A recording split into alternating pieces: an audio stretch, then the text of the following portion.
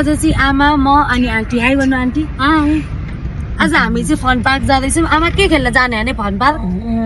रम खेल्ने पिङ खेल्ने आमा चाहिँ रोटेपिङ खेल्ने भनेर जानुभएको छ आन्टी चाहिँ यहाँ डराइराख्नु भएको छ म चाहिँ खेल्दिनँ यत्रो उमेरको मान्छे हाम्रो आमा आँटिली आमा है आमा तपाईँको नातिनी हो नि त हामी होइन त्यही भएर हामीलाई एकदम आँट आउँछ हाम्रो आमा नै अब रोटेपिङ खेल्दै हुनुहुन्छ मलाई नि डर लाग्छ हाम्रो आमाले खेल्ने भन्नुभएको छ सानैदेखि रोटेपिङ खेल्ने डर लाग्दैन हो ल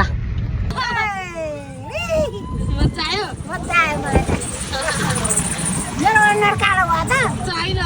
मेरो चाहिँ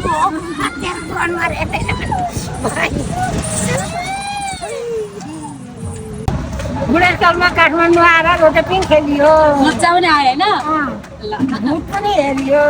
पनि हेर्नु हो हेरियो झ्याकुतासँग फोटो पनि खिच्यो कम्मरमा हात लाएर पनि खिच्यो